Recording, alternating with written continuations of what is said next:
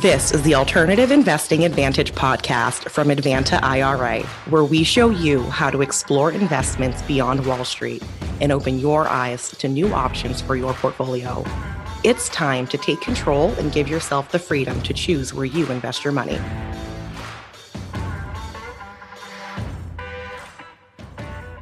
Hi, and welcome to another edition of the Alternative Investing Advantage podcast. My name is Alec Perny, and today on the download, to say that the markets are kind of all over the place and some crazy things are happening, I would be putting it mildly, and I think probably about as politically correct as I can say on this podcast. But we'll start off with some things that aren't inherently too heavy, and we'll work our way to the finish. Today, Amazon is trading up slightly higher, but looking back a little bit historically on this, as I've personally held Amazon for quite a while, they're down almost 34% on the year, which I find kind of interesting and maybe slightly an opportunity for people that are looking for some value, some depressed values to buy in some securities at. I think most people would agree that Amazon is, certainly anything can happen, as we've seen with companies like Sears and Kmart, but it's probably not going anywhere anytime soon. And as the primary driver of the e-commerce world, with people like Walmart and Target still lagging well behind, I think the room for improvement on its share price could definitely potentially be there, and definitely be a potential for some people to make some money, as it is trading, down about 34% on what it was last year. Granted, we have to look at that in the context of what COVID was doing for all e-commerce, but in general, and we'll get to this in a minute, e-commerce is still very well up.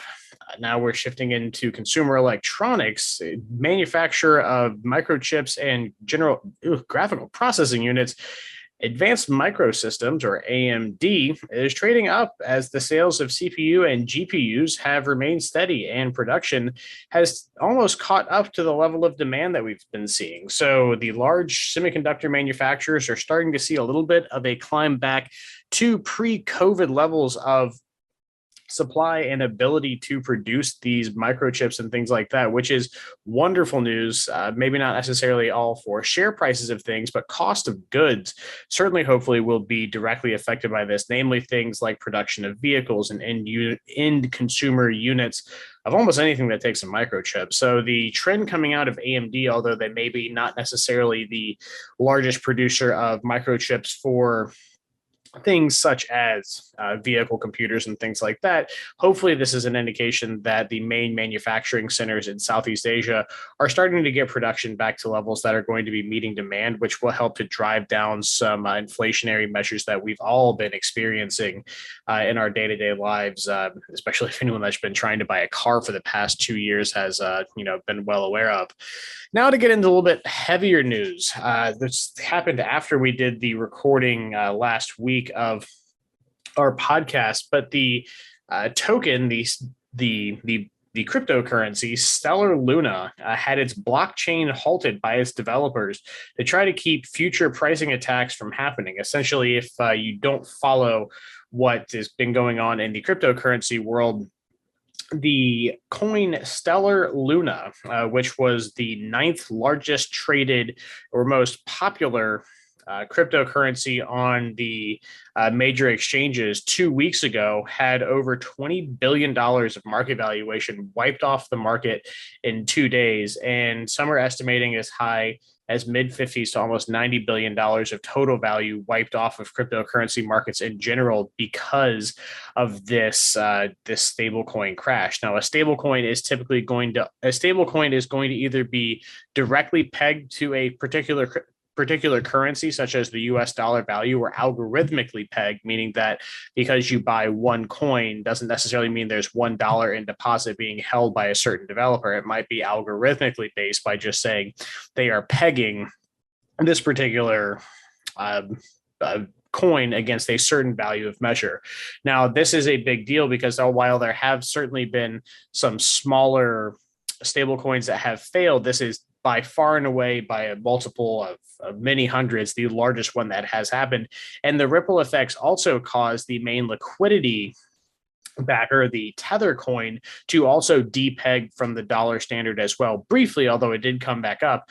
But this is definitely an an evolving situation that people need to pay very close attention to, because cryptocurrency markets in general right now have just been getting hammered. And that is a very, again, politically correct way of saying it on a podcast like this, have been getting absolutely hammered by the ripple effects from the Luna crash. Now, what is this going to mean in general for larger portions of the cryptocurrency market? Who is really to say?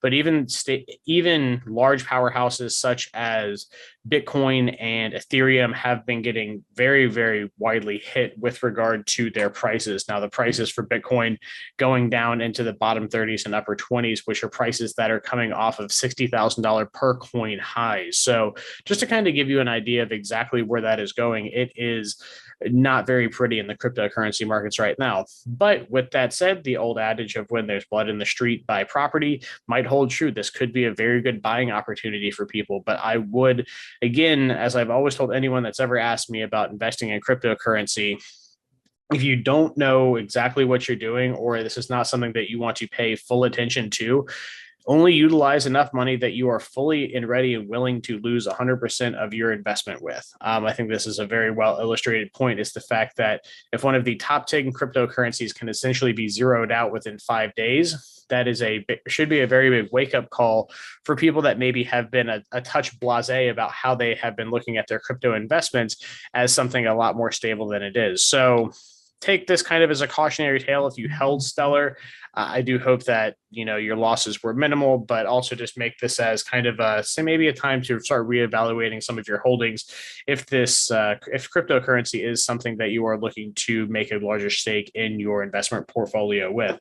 With that said, everyone's favorite Twitter battler, whatever you want to call him, Elon Musk, is back at it, butting heads with the Twitter board. Even though Twitter is trading up 3% on the day as of recording of this, May 17th of 2022, the main issue that is being brought up now is that the initial tender offer that Elon Musk brought was contingent on the SEC filings being accurate, and the Twitter board having reported that their total active user pool having less than or up to 5% of just fake accounts or bots.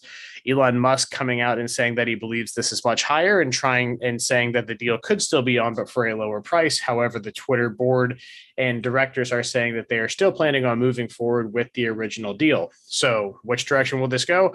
Well, it's really anyone's guess. It would be very interesting to see if Twitter was indeed holding on the books of many more fake user accounts than they may have claimed to try to help prop their price up, or if this comes out and it looks like that maybe Elon Musk is just trying to jockey for a cheaper purchase price. It certainly will be something very interesting to watch. Now, again, like I said, there might have been a few kind of heavier topics on here. One, the large amount of value wiped out of the cryptocurrency markets. The other being the national baby formula shortage, primarily being caused by one of the largest three manufacturers in the U.S. having their manufacturing facility shut down. Abbott Labs out of Michigan having their production facility shut down for contamination that was reaching its way into the baby formula market, which of course is terrible. But when there are so few manufacturers in the United States of such a highly regulated substance like baby formula, it's been causing huge amounts of shortages and production strain that hasn't been able to been caught up to by other manufacturers. Now, the issue in being is that the FDA has given them a list of criteria that they need to fix and address, but that kind of inspection process takes time. Where this kind of plays into the market aspect of the download segment of our podcast is that while they have applied for emergency review of their facilities to get them back online and producing, companies such as Nestle, the European giant food manufacturer who also makes baby formula, has applied to the FDA for emergency exemptions to begin importing baby formula to the U.S. So if you're looking where there might be an opportunity for some appreciable value for this, what is inherently a very unfortunate situation, the company Nestle has been applying to start bringing in their baby formula to the U.S., or at least get it approved by the FDA. So we'll see what happens of that, but Nestle certainly being an interesting play on that. So hopefully whatever situation works out very well, as babies need formula, and the crunch that's being felt by parents is extremely unfortunate in this case. Retail sales are climbing as being shown by April numbers, even though that some people, like we mentioned, Amazon being traded down right now. The S&P 500 showing that retail sales increasing by 5% in April. But retailers such as Wayfair have frozen hiring, and seeing that Amazon has been trading down 34% on the year. Definitely some very interesting and conflicting information with regard to what is going on in the markets right now. And the best way that I can equate this is that when there's confusion, typically issues follow. When there is very little confusion and everything is going great, obviously things can crop up then as well. But when you start seeing lots of confusion and conflicting information, such as retail sales increasing, but hiring freezes and share prices dropping of large retail giants, that's definitely a time to maybe reevaluate some stuff that's going on and make sure that you're in a good financial position if markets do take a turn for the worse. Of course, a lot of the talking heads are saying that we are due for a recession or that bear markets are imminent. Who's to say who will be right? They've been saying this since the beginning of the pandemic, when we had obviously the huge crash, but that almost immediately rebounded. So for the past 2 years of riding this bull market, we've been having people say that this is going to be some type of crash. Now, will there be a correction or some type of downturn in share pricing for a lot of these companies? Almost certainly. But when it will happen is hard to say. The best we can do is be prepared. Now, to round off this with some transportation related news, Boeing, who has been having, let's just say, a rather rough past 3 years, starting with the initial issues in 2 crashes and all those lives lost with the rollout of their 737 MAX aircraft, the MAX 8 and the MAX 9, suffering 2 crashes and over 300 casualties in the first few months that it was released, causing their share prices to just get hammered over the past few years, as the FAA was very, very long in their review process and approving that aircraft for flight. And then also what did not help is that earlier in the year, this year of 2022, a China Air 737-800 also crashed, killing all aboard. So that concern with that there might be wider ranging problems with the 737 platform, which is the most widely produced aircraft in usage today and is made by Boeing, was definitely of concern. However, the news reports out of the Chinese Aviation Authority are showing that the crash appears to have been caused by pilot inputs, which has caused the share price of Boeing to rise considerably, as well on the heels of the news that American Airlines has received FAA approval to fly 52 Boeing 777s, which are the flagship wide-body single-decker airliners that are so popular amongst international travelers. I know this has been a lot, but if there's certainly anything we didn't cover, we are always happy to stick it in another podcast. This has been The Download, and I am Alex Perny.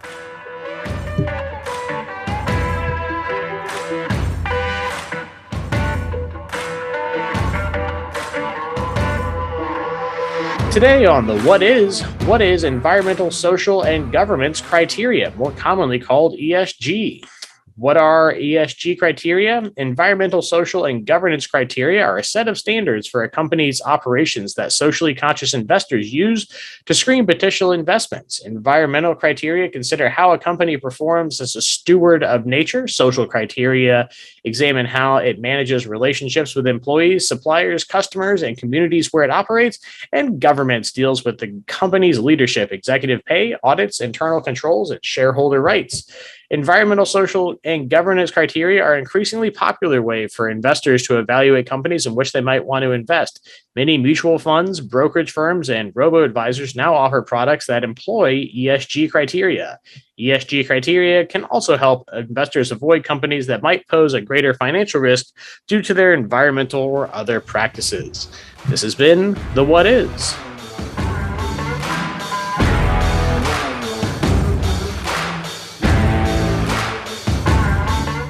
Welcome to another edition of the Alternative Investment Advantage podcast. Today, I'm very pleased to welcome on Paul with an investment company that takes a new spin on investing with a socially conscious mindset called Justly. Paul, thank you very much for being with us today. Thank you, Alex. It's a pleasure to be here. Awesome. So, we were kind of talking on our few conversations about what Justly does and the, specific spin you take on investing in a more, and again, I'm painting with a very broad brush of the socially conscious investment model. And we'll certainly dig into that in here in a few minutes, but give us a little bit of background on yourself and kind of what led you up in life, from, maybe education and previous professional experience you have until the point that you're at right now, and what you're doing and how that all came to fruition. So originally from the UK, basically started working at 17 as a messenger boy in London in the financial services business. And just worked my way up, doing various settlement jobs, and was lucky enough to end up working at Fidelity in the UK, and building a few businesses for Fidelity. They shipped me over to Boston. I was with Fido for probably 25, 26 years. Again, as I say, building out various businesses for them. Most of them global. So a lot of my experiences in foreign equities and both trading and settling them. And while I was at Fidelity, I got involved with Special Olympics. My wife and I set up a soccer program for Special Olympics, and it really got us to really understand how difficult it is for families with children with disabilities, but also in a lot of ways, they're just different abilities. And we were able to run the program like I did my Division I soccer teams. We did the same sort of drills. You just had to explain them in a different way and manage them in a different way. So as a result of being part of that, I got involved with the Massachusetts Down Syndrome Congress. I got involved in the Flutie Foundation, and really trying to work on getting people with different disabilities the ability to get jobs, get the education that they should be getting, and roll on to Justly. I again been at various other companies setting up global trading and so forth. And one of my friends that I used to work with tapped me on the shoulder and said, "Hey, I'm starting a broker dealer that is going to be focused on ESG and making an impact." And that's all he had to say. I didn't even ask what he was paying me. I'm like, I'm in. And so, we were able to start Justly back in August of last year. We are a funding platform for private equities. So really building on the Jobs Act of 2012, where it enables, we do crowdfunding, Reg A, Reg D. So we're helping small businesses raise money and enabling the retail investor to be able to invest in these startup companies. Or so a lot of these companies, they never used to be able to get access to. It used to be more a Reg D situation. You had to be in a wealth manager or a venture capital, accredited investor. I think the word unicorn is thrown out there all the time when you start looking at Tesla, Beyond Meat, all of these to get into before they become an IPO.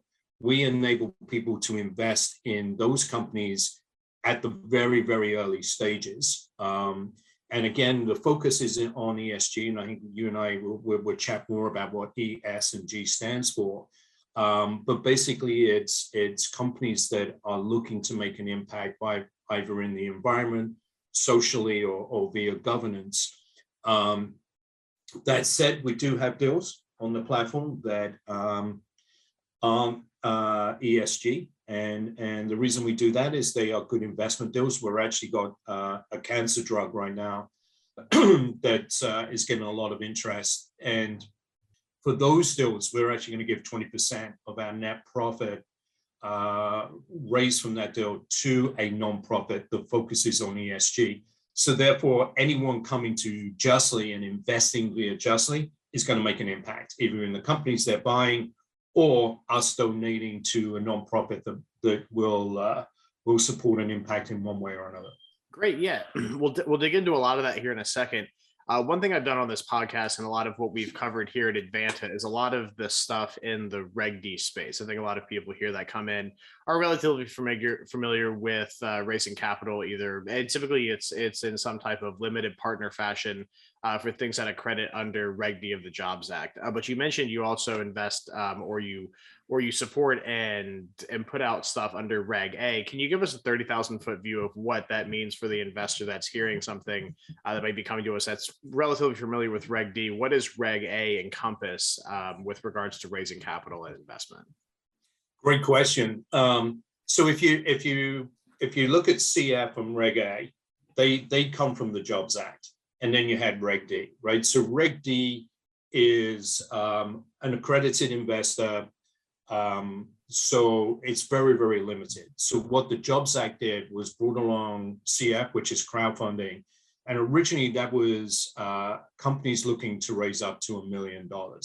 That was actually changed just over a year ago to $5 million. So companies can raise up to $5 million using a crowdfunding, and anyone can invest in it. So you don't have to be an accredited investor. The same with Reg A. So Reg A is up to 75 million that an issuer can raise. And again, they can raise it from anybody, not just an accredited investor. So that's the high level element. Really, as I say, the idea behind that was one, to help smaller companies raise money and therefore add jobs. And that's why it was part of the Jobs Act, but the traditional retail investor to get in and invest in those companies. Yeah, absolutely. I think it's just a good baseline because, I kind of get caught in the trap too of, people that like us that work in finance, start spitting out these terms of Jobs Act regulations and stuff like that. And it's, relatively ubiquitous enough for us to be like, oh, okay. But for people listening in on this, especially for people that maybe aren't an accredited investor that still want to invest in things that aren't on an open traded securities market, it's really good to understand that, because if you're doing your research, which, anytime you invest money, you should always do research of seeing, kind of just those things, especially if you're not accredited, what you can and can't invest in. So just understanding at a high level what that is good for people to understand. So let's shift gears a little bit. You mentioned the acronym ESG. And in full disclosure, before I talk to you, besides knowing the alphabet, I didn't know what ESG being put together in the context of this meant. And it was fascinating. And I'll let you go into it, because I definitely went down the old Google machines wormhole of trying to figure out more about this. And it's fascinating, and it's awesome that people, not only are investing with altruism in mind, and maybe a bigger social conscience, but that you can actually make money doing this. Because at the end of the day, you can be as charitable as you want to, but, you still got to keep the lights on. So got to put food on the table and maybe hopefully have a little bit left over at the end of the day for yourself as well. So let's get into that. Let's start with, what ESG is, and then we'll kind of branch off from there and seeing, what Justly does and in a broader context, what investing in a more socially conscious fashion means and looks like. Yeah, certainly. So starting with E, E stands for environmental. And this is a criteria that a lot of people are probably hearing more and more about at the moment, especially when you start seeing talk around CO2 gases. You've got companies out there saying that they're going to reduce their carbon footprint. And so that's what the environmental stands for. It's are they using renewable energy sources? How do they manage their waste? Are they finding better solutions for water pollution? Are they using less plastic? Those are the types of things that fall under the environmental side of things. On the social side, that gets a lot more, and it seems to have probably the one thing that if you ask people on the street right now what's important to them, social is normally the one that comes up higher than anything else. And social is all about employees. Social is all about how people are treated at work. Are they paid a fair salary? What are the benefits? Employees are more engaged in the company. And also the company making sure that they have the the right mission statements. Again, mission statements being around diversity in the workforce, education, paying for people's education, as I say, good healthcare. So that's really the social element, and also how much they're doing in their region and community outreach. And then you've got governance, and governance really is talking about the senior executive level, the board level. Again, is there diversity there? Are they being held to the values of the company? Are they being held to, again, those environmental and social values? Are they paid on those values? Again, the change, like you say, you normally get a CEO and it's like, okay, how much profit did you make this year, and so forth. There has been a change in these governments that part of those bonuses, part of those salaries relate to the impact that they're doing for these other elements, the E and the S. And again, what sort of impact they're having in the community as a company. And again, is the company really enforcing, again, the various rules that they brought into the company? It's very easy to have a really, really good HR benefits. It's really good to say we're going to do this, and we definitely want a diverse group of people working for us, and we definitely want this, and we definitely want that. The governance aspect is, are they following through on it? And do they have policies and procedures to follow through on that? And are people being compensated for following through on that, and not just profit? Great. Yeah, that's a, I think about as good of a definition as we can kind of get for, what is ESG. So again, it's environmental, social, and governance, correct? They're the three kind of tenets of saying, hey, I'm investing in an ESG minded company. Is that kind of a general way to use that correctly when thinking about this type of realm? It is and it isn't, and this is where ESG is a complicated animal right now, because there's so much criteria out there, and no one agrees on what the criteria is, right? So you talk about ESG like we have at a high level, and that's great. When you start digging down, there's very little standardization, and this is what people are talking about right now. There is no, and I think the SEC just recently brought out some guidance on rules that data that they expect companies to be producing to back up their claims as far as being environmental. So, what is their CO2 footprint and so forth. So there is a push towards getting that data. The problem is right now, there is no standard data that we are used to as a community going, okay, this means this, this means this, this means this. Right now, everybody has a different take on it, which is good because there's a lot of conversations, a lot of things being looked at, but it's very, very hard for the investor to go, okay, that company's doing that, and I know that because of this, this, this, and this, and that's a standard practice. But that is slowly changing.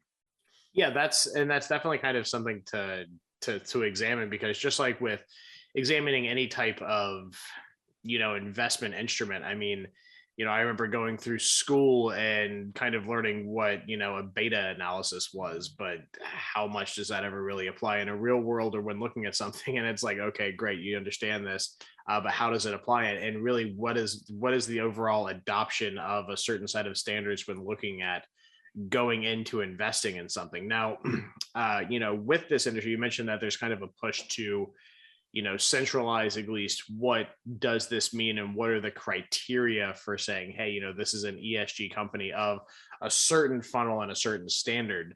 What kind of efforts are being made in the industry? And is it something that, you've kind of put out a philosophy on how Justly identifies this? Or is there kind of a, this isn't obviously being kind of regulated on a regulatory level, or is it? So where can people kind of look to kind of guide them on saying, hey, this makes sense on a philosophy of what I'd like to invest in and how I'd like to invest. What are some things besides just brute forcing, going, okay, well, I can look at the here's the board of directors, and then like Wikipediaing every single one of them and trying to get like that. What are some kind of good benchmarks that people can look to that are at least being put out there now, or where are some directions that are being offered in this kind of investment space? Yeah, I would say that there's a few things. So let's talk about listed companies right now. So listed companies, it's easier to get data from them. And so you've got really good companies out there like Just Capital and As You Sow, which is a nonprofit. Both of those organizations have a lot of criteria that they look at. And again, they're using various standards that are out there. Europe has 2 or 3 different standards. US has a couple of standards. I mean, there are many groups out there that have criteria that they believe is the right criteria. So As You Sow, Just Capital, use that information, use that criteria to then start looking at these companies, listed companies, and ranking them. And are they doing what they should be doing or not doing?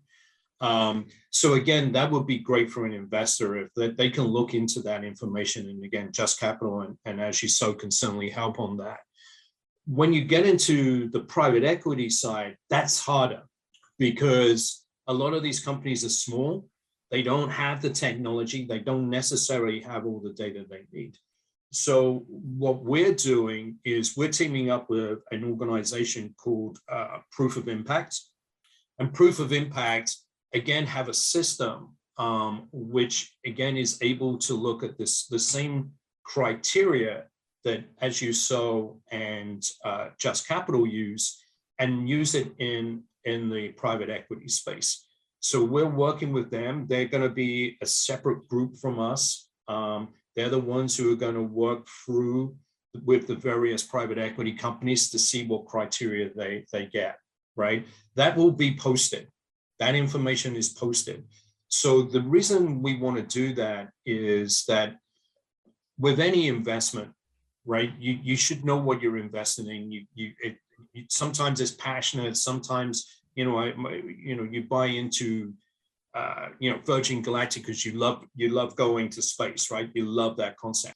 So when you start looking at ESG and the values of it, first and foremost is what's the most important thing to you, right? So when you look at these companies, if you're able to see how these companies are ranked for their environmental, for their social, for their governance, you then as an investor go, well, social is the most important to me. They have a very high ranking on social. That's important, right? It could be E. Now, the perfect world would say you need to be E, S, and G, because all of them would make you a very, very good company. You can have companies that really do well in E, but could be really, really poor in S because they don't pay their staff very well, they have sweatshops or whatever the case may be, right? So again, that's where it starts becoming more of an individual choice on what's the most important. What we're trying to do, as I say, we want to be very, very transparent, and so much so we're actually working with B Lab nonprofit, and we're in the process of going through their 200 questionnaire to get our B Corp certificate, which would then make us qualified as an ESG company, because we believe that we need to be walking the talk and being as transparent as we can in this space. So in looking at companies such as, with people like Just Capital, and if people are looking out there, it's great to see that people are promoting a ESG ecosystem of looking at these different kinds of things, saying, hey, these things are important not only to us, because, we all live on the same little blue marble, and, we can't just kind of keep, running things the way we have been. Otherwise, there's not going to be anything, left for anyone to enjoy, which is, especially near and dear to my heart, living in Florida and, past just geographically. I also, my higher education was at a very environmentally focused school, very good marine biology program. Of a lot of friends that are marine biologists and scientists, and the environment is a very key thing near and dear to my heart. So looking at these things from that lens, I think that's really awesome that, these things, it's kind of a core tenet of 1/3 of what of what this philosophy is. Now, it's all great to say, hey, let's, save, sea turtles. Let's quit dumping so many petrochemicals and oil into our oceans. Let's try to keep these sea levels from eating up, the entire landmass of where, a lot of people live right next to the coasts of everything. But how does this actually translate into making money? Does ESG have a quantifiable impact on saying, hey, companies that are focusing on this are trending to typically do better than other people in the same space? As an energy company that ultimately is, producing petrochemicals, that is trying to maybe do it in a more environmentally conscious way and is focusing on ESG and is making a push for that, is even someone like that in an industry able to still make money and be competitive? Or are people having to maybe transition their business models a touch when they are trying to promote something that is, ESG centric? Let's kind of get into how people are, comparing to other companies in same marketplaces, and if this is making more money or if it is maybe drawing more capital in for maybe a future gain like that. Because that's one of the things that really kind of interested me about this, is the aspect of, how this ultimately plays out, because these are companies, not charities. People are ultimately like trying to make money and make a profit on this, and people wouldn't be making so much of a push if there wasn't money to be made in this arena. Yeah, I think over the last 3 to 5 years, there's been a lot of analytical work done around companies that have changed to more of an ESG governance and so forth. And there are various reports out there that say companies that do embrace ESG outperform 5 to 7% more. And again, we're still in a position where, as I say, you still have all of these different touch points that people are talking about, but it does seem that there is something to it. And I think, again, when we talk about the social element and employees, if employees are more happier, it normally goes hand in hand that they're more productive, right? So, and all companies need employees. So I think that's one element to it, that having employees that are engaged with the company, and you give them the benefits, and you get them, as I say, share options, various, good vacation time and good salaries, then I think that helps profitability. So as I say, there are various sources out there that speak to this and do say that, as I say, it's normally 5 to 7% better. I think one of the things that's been around a long time, it's hard to turn that ship around, right? There's a lot of stuff coming in. It's hard to turn that ship around. Where people are finding a lot of success is the smaller companies in the private equity side, because they're already embracing these regulations, these ESG governance rules, how to run a company. And I think that's what you've seen over the last 10 years. If you see some of the successful companies that have popped up, they have been ones where, the workforce is very happy, the benefits are good, they work from home, even pre-COVID. So I think if you start looking at that, again, I think that speaks to it a lot more than trying to look at some of the bigger companies that have been around a long time. Not to say they're not making the effort, but I think you see the impact a lot more with the younger companies. Absolutely. And so looking at companies that specifically, I think it's a little bit easier to digest saying that, a new company is a little bit easier to adopt. You don't have these entrenched policies and kind of ways of doing things. People aren't necessarily stuck in doing a things in a certain way. Now, you mentioned that, there's maybe a 5 to 7%, increase in, let's just say, profitability or efficiencies to be gained from bigger companies doing this. And companies are starting to take a larger look at this, especially in the larger, more established companies. Are there specific industries, and it's probably easy to kind of like pick a few out, but are there specific industries that are making a bigger push and seeing a bigger benefit to this out there? And I think this is going to kind of nicely segue into kind of what you're doing. But what specifically, I've always kind of been curious about this, and I say always, the past week that I've kind of known about this, is, the companies that are out there, are there specific industries that are making a bigger push for a more ESG mindset than others, or is it kind of all across the board? Yeah, the obvious ones that you see, and again, this is more on TV and in the media, is, oil companies, right? Again, everyone perceives oil companies, coal mines. So, we look at that. That's the one that makes the press. Again, the other ones that also make the press is cars.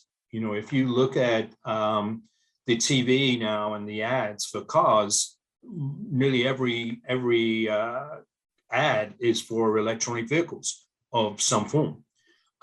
So they're the big changes that everyone's seeing. And they're probably the industries that, as I say, are more in everybody's day-to-day face. The stuff that you don't see so much of in the press or on TV is the work that's being done on using different materials for clothing, different ways of disposing of waste, replacements for plastics, different fuels. There's new fuel out now that planes are using that don't produce as much CO2. And so all of these, there's a lot of changes happening out there that a lot of people are not hugely aware of. They worry about it and they hear it, as you say, people worry about the planet and what people are doing. There's a lot of people doing a lot of things, a lot of companies out there, again, as I say, certainly on the smaller and the private sector end, that are coming up with these solutions. And the bigger companies, as I say, are embracing them a lot. Again, that will change. And I think the biggest impact that we've seen, and this is normally, if you're reading many articles on ESG, the millennials are the ones who have really pushed this. They're the ones who have started really asking the question. Yeah, so if you, as I say, if you read a lot of articles on investing, millennials are the ones that have really pushed companies to look at ways that they can find ways of benefiting in finding better ways of looking after the planet as part of their investment strategy. Something that certainly when I was growing up and my parents, it was okay. Like I think we touched on at the beginning, is how much money do you make? It's all about making the money. Millennials are asking other questions now and have changed that. It's like, okay, I want to have an impact. I want these companies to have values that I have, right? I want these companies to actually have values now. It's not all about making money. And I think those changes have, as I say, certainly the new companies coming through in the last 5 or 10 years are proving that you can do both. And again, especially around social and governance. Yeah, I think that's kind of an interesting point, is that, millennials, especially, I am a millennial, people, investors like myself are looking for places that not only have and create value, but have values, which I think is incredibly important. So, we're getting a little bit towards the end of this. Let's talk about Justly, because, you founded this company on the principles of investing along the ESG guidelines. So, you mentioned that, it's an investment platform. You have deals on your platform that, or let's say Reg A and also, CF Reg and also some Reg D stuff. But, if people want to come in, what does it mean to get something listed on Justly? Or if I just out of the blue on the Google box, land on Justly because I'm looking to invest in ESG. What exactly are some of kind of the criteria that y'all look for in having something on your platform, and kind of the genesis of what made this something that you wanted to start and do? Yeah, so I mean, we'll look at every issuer. Doesn't matter if they're crowdfunding. Yeah, so we look at all of these deals. Doesn't matter what size they are. We look at them as any investment bank would look at these issuers. So we do a lot of DD ourselves. We don't just rely on the Form E or the Form A that's filed with the SEC. So we want to make sure that these companies have a business, right? A real business there. Now, there's never any guarantee that these companies are going to make money. There's no, you can only look at them. You look at the business plan. It makes sense. The accounts make sense. The owners that you've spoken to, the founders, seem passionate. They know the business. That's all we can do, right? We can just make sure that everything looks feasible on paper. How the execution happens, we can't control. And that's why we always warn people that if they're going to invest in private equity, they technically have to be willing to lose all of their money. So we do, as I say, the institutional way of investment banking way of looking at these deals. Then the other aspect of it, as I say, we've just teamed up with Proof of Impact. And what Proof of Impact are going to do is run these companies, work with these companies and run through a various group of ESG criteria that is out there and used by many different groups, including As You Sow and Just Capital. And there will be a ranking. So anyone coming in will be able to look at how strong they are on the E side, how strong they are on the S, and how strong they are on the G. We will work with those companies then to get that message out. Again, we do push people to understand what they're getting into. A lot of it can be about, and so apart from your passion, you should know it's a lot easier to invest and more sensible to invest in businesses or things that you know, right? So again, if you're a doctor, investing in medical companies is something that you should probably look at more than necessarily investing in a company that makes cars, right?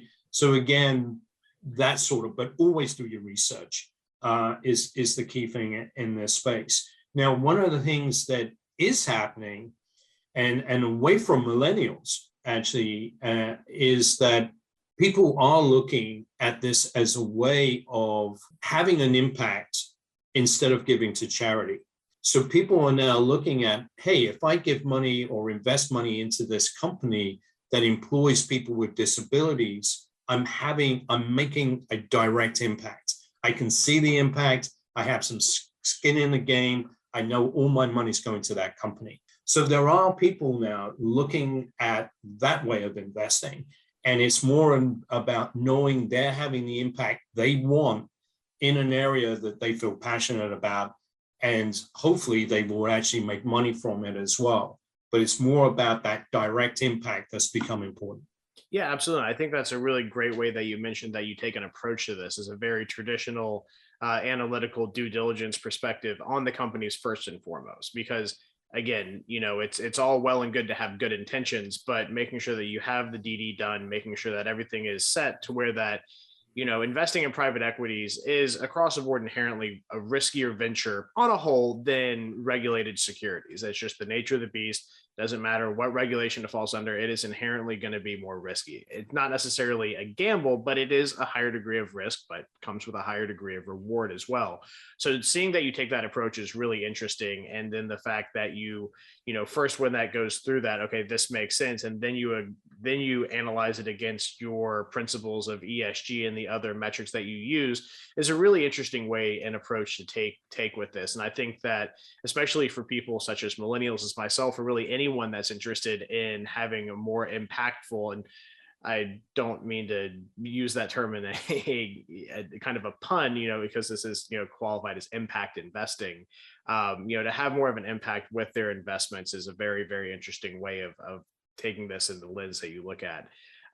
From there, we're kind of getting up towards the end of this. If people want to get more information and want to learn more about investing in this fashion and maybe even make some investments, how do they get in touch with you at Justly? Yeah, I mean, there's you can go to investjustly.com, which is our website that has a lot of information on who we are, what we stand for.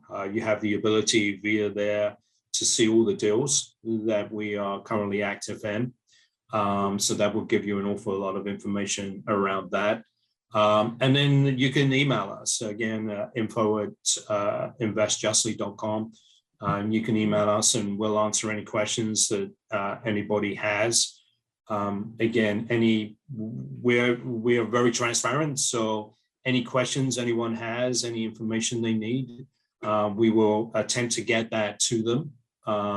Again, follow us on social media, on Twitter or LinkedIn, because we do post a lot of stuff about ESG as a whole.